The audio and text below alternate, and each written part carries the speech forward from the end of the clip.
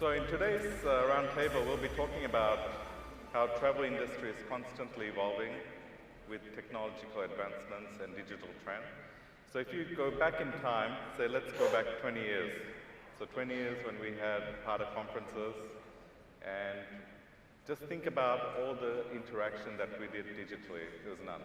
We had paper bags, we had books, and so forth. So today, we are able to sit here, going through an app to look at your conference program, where you need to be. Everything is managed. So if you look at travel, again, you book travel through different applications, whether it's online, through different sites, different channels. So things have evolved as we've moved on in our cycle. So today we've got Mastercard. So again, Mastercard as a credit card has also evolved. In the old days, I remember as a kid, when I had a duty-free shop, when I used to work at our duty-free shop, you used to get the card, and you had to get those machines, right? Then it became electronic, where you swipe the card. Now it's all about through your mobile application, contactless payment, right? So I think that's evolved, and I think it will be interesting to get some insights from Mastercard as to how that's evolved, how that's impacted travel industry, consumer trends, how consumers are transacting in this sector, and where the opportunities that we can actually tap into in technology, and how that impacts your business. The people are in this room, they are hoteliers, tour operators, merchants, and so forth. So I'll let Shin provide a presentation that she's prepared for us. Yeah. So Shin, I'll give you the room to present. Very lovely to have met you guys over the past few days. So I'm Sin, I'm from Mastercard. I cover public sector for Asia Pacific, and my role is to really work with governments, with government banks, and also multilateral development banks at improving both digitization of payments, but also, economic growth through some of our data insights and cybersecurity solutions. So indeed, I wanted to just add on a bit to what Mario said, right? I think Mastercard, yes, we are a card company, but we're much more than cards. So we offer, in a way, payment solutions via virtual networks today. We offer gateway-related solutions, and I think what's become even more important is how can our data insights, so we have a rich asset of payment-related data insights, how can that support governments, companies when it comes to growth? And how can we make sure that the digital economy, right, is safe and secure? As more and more people digitize and interact through that economy, a lot of the clients that we work with now make it part of the payment proposal to also have authentication and identity validation. So that just gives you a bit of a sense of how we've gone from cards through to data insights and also cybersecurity. I'll go through this quickly, but I think as a company globally, we have about 8.2 trillion in dollar volumes that we support transactions for, and that's something which is 4,000 transactions every second on our network. And of course, off of that, allows us to then look at what exactly are consumers and businesses spending on globally, right? Both within the market and cross-border.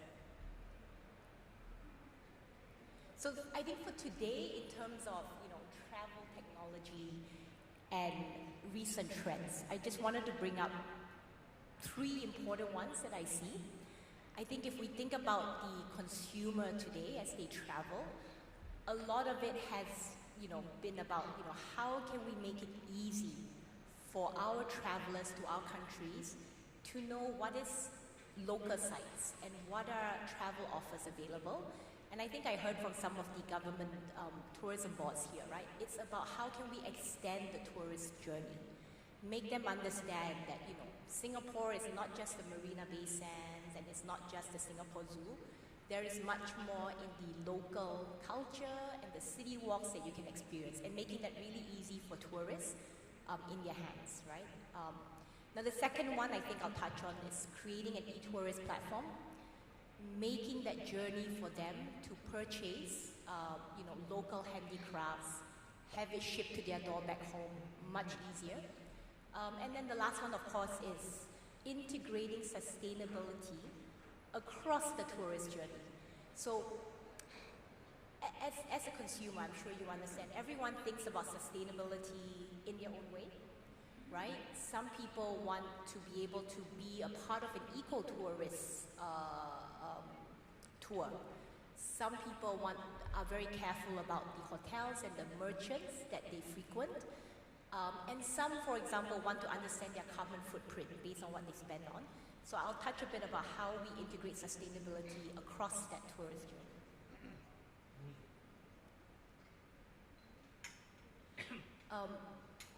I'll touch briefly on this, but I think globally what we're seeing is, especially post-COVID, when we look at 2023, 2024 data versus 2019 data, pre-COVID, there has been a big shift by travelers to focus on experiences, right? I think after COVID, many travelers travel not just for spending. So what you see here is, of course, spending on retail, spending on luxury. There is an uptrend post-COVID, but most importantly, spending on experiences. So what you do in country, events, has really gone up. And I'll just move to the other data slide first.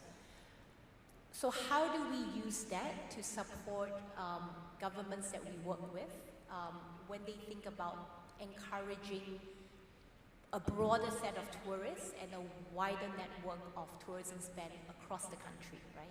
So with our payment data, we can actually look at every tourism corridor that comes into your country.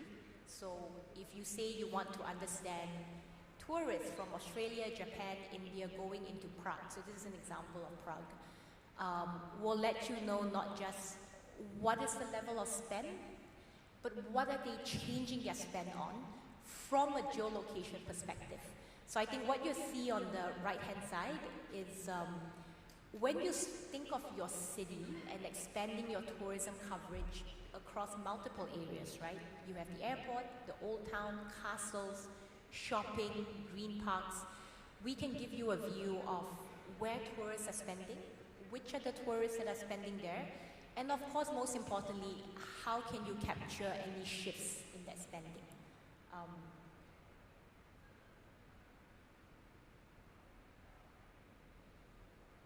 Now, I'll go through a couple of case studies just quickly, but I think this was an example in Costa Rica where the government realized that many of their tourists were coming in and buying handicrafts, but one of the inhibitor was they didn't want to bring too much of them back home, right? It was like, I only have 30 kilo of luggage space, you know, what do I do?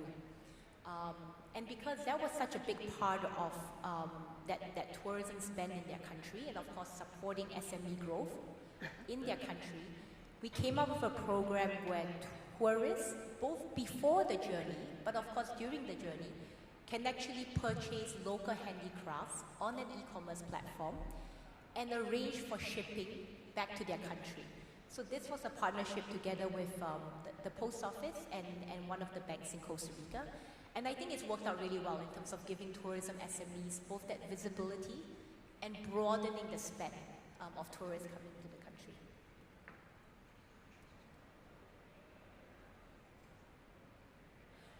Now, I think on sustainability, I'll just leave you with a few examples. I think one is we've of course worked with companies such as Conservation International in profiling the forestry and the green and natural wildlife of certain destinations and allowing users to then be able to track their carbon footprint when they spend with a Mastercard in a location. So that has been quite powerful for a destination that marks itself as a green country or green tourism. And it also satisfies consumers who really want to be sure that they are on their sustainable journey. With Philippines Airlines as another example, I think even pre a tourist entering a country, we've realized that some campaigns that allow tourists to say, for every ticket I book, right, I can donate a tree to our conservation fund. That actually allowed for a big uptick in transactions during the promotion period. And of course, 250,000 trees restored as a result of that campaign. So it was a good example of saying, does sustainability really work in terms of promoting tourism spend in the right ways? And I think this is a good example that shows it can be quite powerful. And I come from Singapore, and I think just to end with one example, in Singapore, I think likewise, when we had a campaign that spoke about local spending, that spoke about being able to use some of the spend to support conservation funds, that was also quite useful in encouraging spend on Orchard Road over Christmas. So I'll stop here. I think I've spoken a lot. Would be happy, of course, to take any questions. Yes, that's great, Shane. I think that gives a really good overview of Mastercard. You've covered a whole range of topics from big data and predictive analytics to green tourism, right? So that's sustainability. That's something that we talk about a lot in this industry, but little action. So it's good to see Mastercard taking a leadership in this area of using that particular brand against a campaign for consumers to reach out using their credit cards to support a cause. So my question, I think Yang, I'll come back to this as well, is the big data. So in this technology age, because we're transacting a lot of information out there, big data becomes a very vital part of understanding consumer trends. So pre-COVID, post-COVID, and we talk about generation leapfrogging. So a lot of the kids that were about 16 to 18 years of age at that time, they were dependent, home-based. They've actually grown up as adults now, and they're earning income. So their spending power has come into play. So how has that changed from the pre-COVID travel habits to what we've seen, leapfrogging in generation? The consumers are very different. The younger generation is more robust than what it was 20 years ago when I was probably at that age, right? What sort of shifts have you seen in that demographics? Thank you, Mac, for the very important question. Just to quickly introduce myself, my name is Yang and I lead public affairs for Booking.com in the Asia Pacific. I now wish probably I brought a nice set of pictures in a slide like my colleague from Mastercard, but I did not. Just to kind of explain a little bit about how we use data and what we've been seeing from a customer trends, habits, booking behavior point of view is actually post-COVID, we are seeing higher growth for travel than ever before, for better or worse. Obviously, there are negative externalities that come with that. But I think with all the different tourism organizations in the room, we're all happy to see more visitors, right? Certainly after COVID. So, and then to your question about how we actually look at data at Booking.com, this may or may not be a surprise to everybody in the room, but the moment you go into our app or you go to our website, the clicks and the views and what you search based on your IP address, based on your nationality, is looked at, that third-party data. And don't worry, we are a GDPR compliant company, so for sure you're giving consent and being asked consent before you share that data with us. And we look at what you're looking at browsing in terms of what prices you're looking at, and then ultimately to how that translates into a transaction. And from those trends, we can then offer you personalized recommendations the next time you visit our website or our mobile app. And so this is a way where we are trying to move towards using that vast wealth of customer data to sort of look at, okay, you're a booker from Australia, you're looking to go on a holiday in Europe, and you've clicked on these various hotels in the middle of Paris. There are other Australian bookers looking to go to Paris, and there's a certain type of trend that we're seeing. And then we may, in the future, push those recommended properties to you should you go to Paris again, or should another Australian booker look to go to Paris.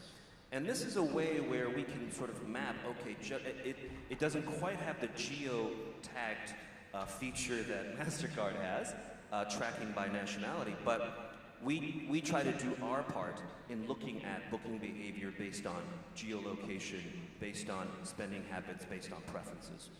And this is extremely valuable for the other side of the marketplace, right? So, as many people know, we're a consumer-oriented booking platform, but we're a two-sided marketplace, and we serve a lot of hotel partners.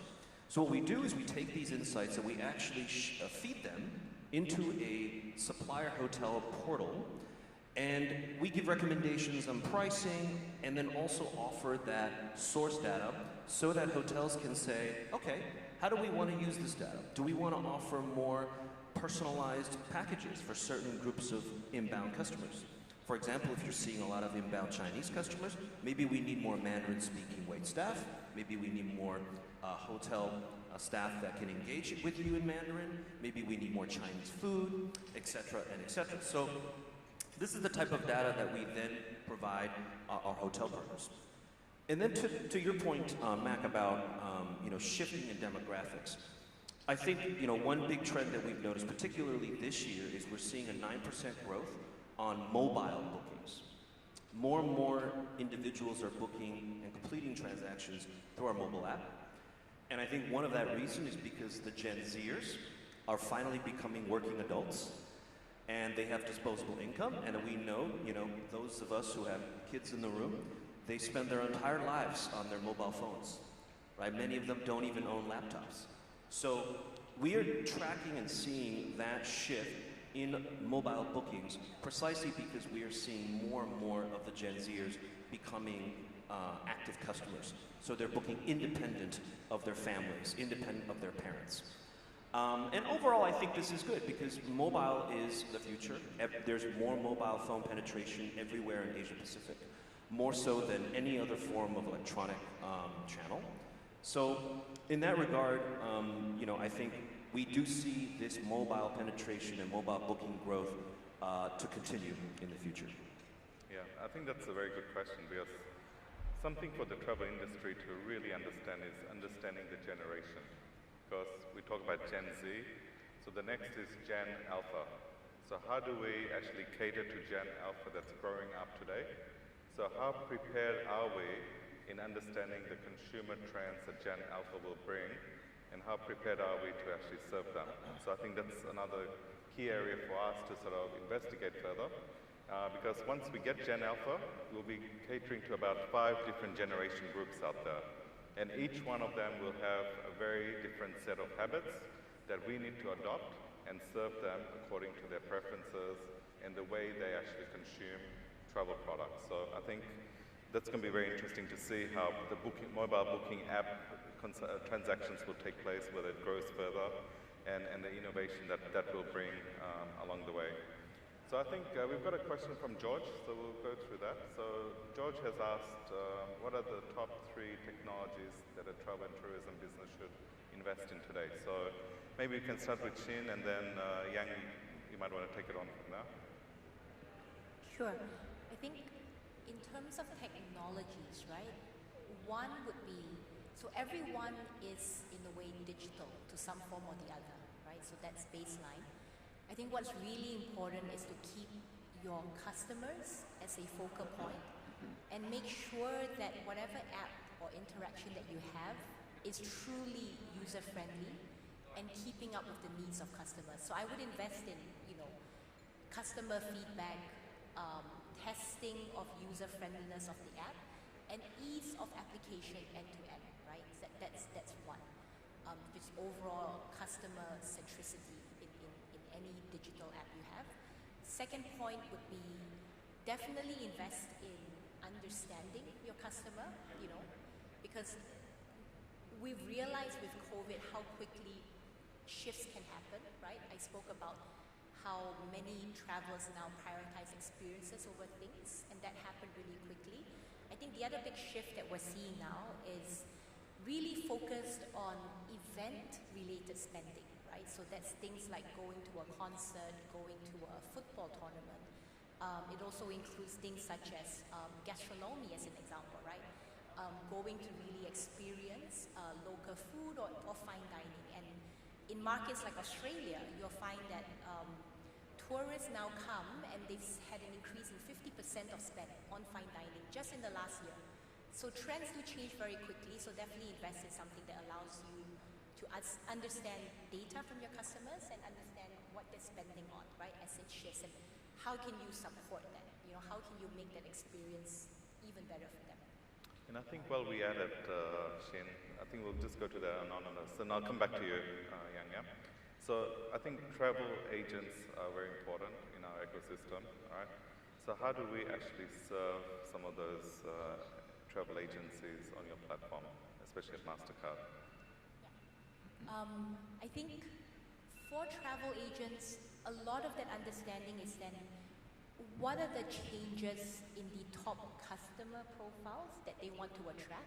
So if you say you're a travel agent and I want to attract the high spending tourists as an example, right, to visit Europe, I think it's important to then understand what do these tourists actually spend on in country. So I spoke a bit about how we have geolocation data that can support different categories of spend and different locations of spend. And that data can really support how do you put together a travel program. I think it's likewise important for tourism associations because more and more, I think someone mentioned an example of, you know, there's so many tourists going to Japan. And that is true. Actually, our Mastercard data shows us that in the past year, Japan has been the single country with the highest increase in inbound travelers of any market in the world, right, in the last year. And so if you're the Japanese Tourism Authority, of course overcrowding is an issue, but I think the question to ask would be, how can I take these tourists and extend their journey towards a broader landscape of things to do in Japan, whether it's traveling from Tokyo to Nara as an example, or whether it's visiting the greater Tokyo area that are less popular today, right, quote unquote, because you can make them popular if you understand the needs of your users. I just want to piggyback off Shin's point. This is something we've been exploring in terms of conversations with destination marketing organizations. This question of over-tourism has come up particularly after COVID, right? Because we saw a rejuvenation of flora and fauna in the environment when people stopped overcrowding and going to those places, right? I think, you know, Boracay Beach in the Philippines is a famous example of this. You know, one of the solutions, or rather one of the alternative ways we want to kind of both keep tourists in country or incentivize tourists to keep coming to country is how to disperse tourism outside of tier 1 locations, where your standard sort of inbound, you know, destination location, first stop, right? And one particular organization is Tourism Australia and Destination New South Wales talk about what they call the sort of destination tour, right? First stop is Sydney, but then where do you go from there? Maybe we link it up to a festival somewhere, you know, in Victoria, state of Victoria, Melbourne, and then you go to Cairns to visit the Great Barrier Reef, and then you leave, right, from Melbourne as opposed to Sydney.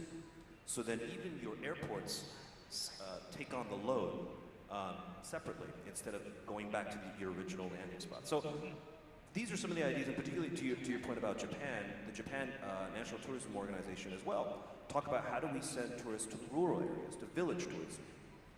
So this is another area where I think, you know, governments and the private sector can do a lot together, because a lot of that hinges on investing in transportation links, on information sharing, and also educating tourism operators, particularly in areas where they're not seeing a lot of international visitors, how to cater to non-native or domestic audiences, right? Because one of the key questions that, you know, and one of the pain points that was brought up was, okay, you know, in a rural village in Japan, most of the tour operators are used to seeing Japanese tourists. They speak only Japanese. So if you send a foreign tourist there, how are they going to navigate that particular tourism experience? Right, so these are some of the key questions that need addressing, but could be a way to still save tourism flows without, you know, saying we need to stop over tourism. That's great, and I think adding to what George was asking prior was the top 3 technologies. Which ones, in your opinion, is something that businesses should invest in today? Yeah, I mean, obviously the travel and tourism sector is very broad. So obviously depending on if you're a hotel or a tour operator, the type of technologies you would invest in is going to be different. But obviously I'll use an example where we're most familiar, which is with hotel partners, is one, not to toot my own horn, you got to be on all the channels, right? I think a lot of hotels have a lot of market power, and they use direct channel advertising. But what we've seen is having a good channel mix ultimately will pull new demand and new customers for you from all places in the world that you might not have your own direct channel for. Right, so that's number one. Number two is, I think to what Jim brought up, customer feedback is difficult to get. Not every customer wants to give feedback, has time to give feedback. So how can you very easily get that customer feedback? I would, again, one way say is, we at Booking.com have a very robust review system. We follow up with every customer about their experience at the particular partner site, and then we reward customers for providing that review, right? And then this review information is shared with our partners. So we always tell our partners, you can't just ask, please give feedback. How can you incentivize feedback, right? And customers usually will give feedback, whether it's an extremely negative experience or a very positive experience. Typically, that customer gap is the ones that had an okay or slightly above average experience. They typically never give reviews. And the third technology I would say is, and this I would go with, focused on sustainability. So a lot of our hotel partners, particularly some of our chain partners, have started to invest in F&B tracking technology to look at their food in terms of raw materials, water usage in their hotels, to see what their consumption and wastage rates are. And I think this is something that a lot of hotels are starting to look at, because I think one of the things that we as consumers expect is endless amounts of food at buffet tables, right? Many bottles of water inside your hotel rooms that maybe are half drank and half the water is left in the bottle. How can we save, both in terms of plastics pollution, but still provide that water to our customers? So, a lot of our hotel partners are investing in different technologies to track that specific aspect. What about Booking.com using AI, GC in your business today? I'm guessing that's generative AI? Yeah. So AI for us, there's a misconception that, generative AI or ChatGPT is on the scene. But AI has been around for a long time. It just wasn't generative, right? So we've used machine learning tools to track and map out consumer behavior on our platforms for more than 10 years, long before ChatGPT and OpenAI came on the scene, right? And this is how we're able to continually refine our product offerings, but also our search algorithms over the years. But with generative AI, I don't know if everybody has checked out our platform recently or been to one of our sister companies, Kayak, but we've actually developed a generative AI trip planner. For those who don't know, perhaps you don't know and you don't have an itinerary in mind, you can go to this trip planner. You can say, for example, I would like to go to Thailand during Christmas. I would like to go to the beach in Thailand and book a non-touristy hotel out of the way. Please give me some options. And I'm a family of 4 with 2 kids. And the AI trip planner will give you a list of results that tell you exactly what properties and locations and experiences you can do at that particular destination. And also with Kayak, you can now go to Kayak and type in, I would like to fly between May 5th and June 5th to New York for a fare of under $700 US. Please give me a list of flight options that are available. And then Kayak will populate that for you. So these are some of the ways that we're utilizing Gen I, and we're still monitoring usage patterns, how consumers are interacting with the trip planner, and what the feedback is. So, I think the jury's still out if this is going to replace, actual travel agents. But, we're also definitely investing in new and emerging technology. So, yeah. Oh, that's great. And I think the last question from my side is blockchain. So we've heard a lot about blockchain in the past few years. How has that been adopted in our industry, the travel industry, and its application to merchants out there or the supply chain?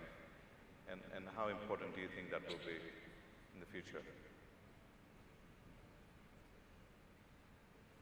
So, from my knowledge, and I'm not a finance team member in our company, but obviously blockchain has a lot of interesting and important uses. But I think for us at Booking.com, we are not first movers generally on most technologies. For example, you cannot transact with crypto on Booking.com. We still primarily offer existing and traditional currency based electronic payments options. And I think in terms of blockchain, we do utilize it as far as my knowledge, but for mostly only accounting and tracking purposes. Okay. Yeah. Okay. Yeah. That's interesting. I think Mastercard will probably have a little bit more innovation around this aspect. Okay, just before Sheen comes back, yeah. So someone's asked, what is the most important data? Is it spending, search, travel? Most important data. I think that depends on who is asking for the data, right? I think for our hotel partners, they want to know who is searching, what particularly source destination, and in terms of spending, absolutely, everybody is concerned about spend data. Right, destination marketing organizations, partners, everybody is concerned about that. So we try to provide as much granularity in all of those aspects for our partners as possible. And we also try to provide that for our other travel ecosystem stakeholders as well. So government partners, industry associations like PATA, and this is something that maybe PATA members would appreciate. We regularly share our insights and data with PATA. And so when you're a PATA member, you do have access to some of this information. Oh, that's great. Okay, I think we've run out of time, but if we catch Sheen in the lunch break, we can ask her about the blockchain question. So again, thank you for your time, Yang, Sheen. Yeah. Oh, she's back. So would you like to answer the blockchain? No? All good? Okay. So again, thank you for your time. I appreciate that. And I think it's lunchtime. Yep? Okay. Great. No, it's okay. You okay?